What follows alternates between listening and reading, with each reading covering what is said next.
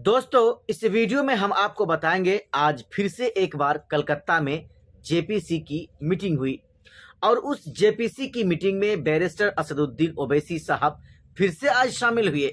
जिस मीटिंग में वक्फ संशोधन बिल को लेकर बातें चली, हम आपको वीडियो में आगे बताएंगे कि आखिर असदुद्दीन ओवैसी ने वक्फ संशोधन बिल को लेकर जेपीसी में जो मीटिंग हुई आज कलकत्ता में, उस मीटिंग में ओवैसी ने आज क्या कुछ कहा।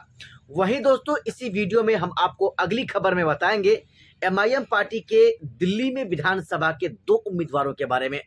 दोनों ही उम्मीदवार माशाअल्लाह काफी चर्चे में हैं।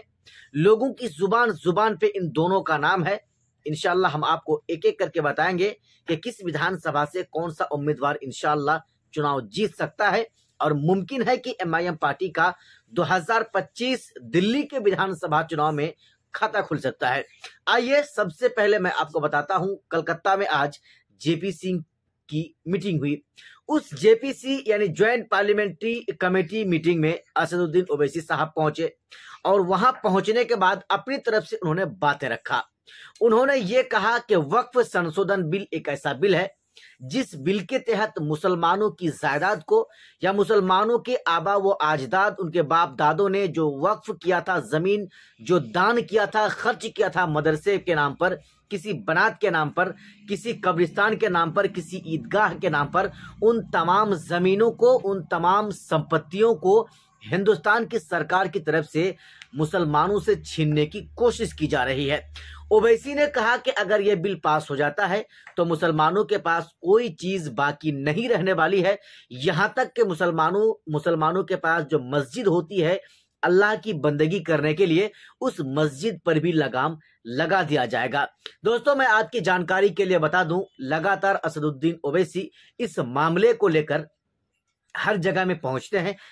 जहां जहां जेपीसी की तरफ से मीटिंग बुलाई जाती है, असदुद्दीन ओवैसी उन तमाम मीटिंगों में पहुंचने की कोशिश करते हैं और पहुंचते भी हैं। हाल ही में बिहार के पटना में जेपीसी की तरफ से मीटिंग बुलाई गई थी और उस ज्वाइंट पार्लियामेंट्री कमेटी की मीटिंग में ओवैसी पहुंचे भी थे और वहां भी पहुंचकर उन्होंने अपनी तरफ से राय रखा था। उन्होंने कहा था कि मुसलमानों के साथ जो कुछ भी किया जा रहा है यह बिल्कुल गलत किया जा रहा है और आने वाला समय में मुसलमानों की संपत्तियों को छीनने की कोशिश सरकार की तरफ से या सरकार के द्वारा किया जा रहा है। वाकई में दोस्तों, आप जानते हैं, हिंदुस्तान के हर उस राज्य की खबर अगर आप जानना चाहते हैं, अगर मैं आपको बताना चाहूं तो जहां जहां बीजेपी सरकार है, जहां जहां बीजेपी अपना राज चलाती है, वहां वहां मुसलमानों की स्थिति कुछ अच्छी नहीं दिख रही है। अगर मैं आपको बताऊं तो मुसलमानों की मस्जिदों को तोड़ा जा रहा है, मुसलमानों के कब्रिस्तान को बुलडोजर से गिराया जा रहा है और तो और जो उनके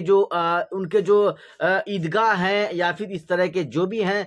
चाहे वो मजार खाना हो या कुछ भी हो, इन तमाम चीजों को तोड़ा जाता है, इन तमाम चीजों को बुलडोजर से इनको बर्बाद किया जाता है, निस्तनाबूद किया जाता है। दोस्तों, अगर मैं आपको बताऊं, हाल ही में संभल का वाकया क्या वहां पर हुआ था। एक मस्जिद मामला को लेकर के वहां पर गोलीबारी हुई जिसमें 5 मासूमों की वहां पर जान भी गई। अब बदले में यह हो रहा है कि उसी मस्जिद के सामने यानी उसी मस्जिद के आगे वो भी वक्फ की संपत्ति है ऐसा कहा जा रहा है और उसी वक्फ की संपत्ति में उत्तर प्रदेश की सरकार यानी बीजेपी की सरकार वहां पर पुलिस चौकी बना रही है। दोस्तों, आप जानते हैं कि ये बिल एक ऐसा बिल है, इस बिल के जरिए से मुसलमानों की संपत्तियों को छीनने की कोशिश की जा रही है। जो भी वक्फ की संपत्तियां हैं, जो भी वक्फ की जायदाद है, वो सरकार अपने नाम कर लेगी इस बिल के तहत। दोस्तों, इसी वीडियो में हम आपको आगे बताने वाले थे,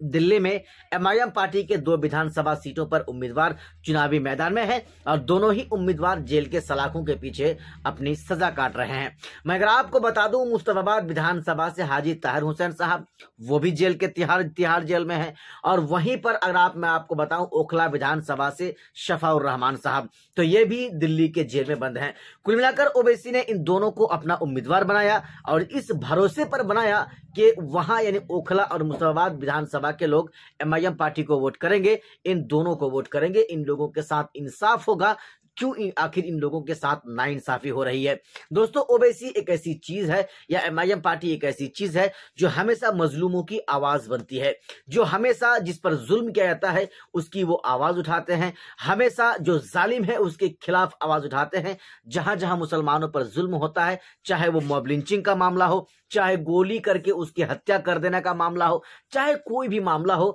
अगर किसी की जुबान सबसे पहले खुलती है तो उसका नाम ओवैसी है, एमआईएम पार्टी है।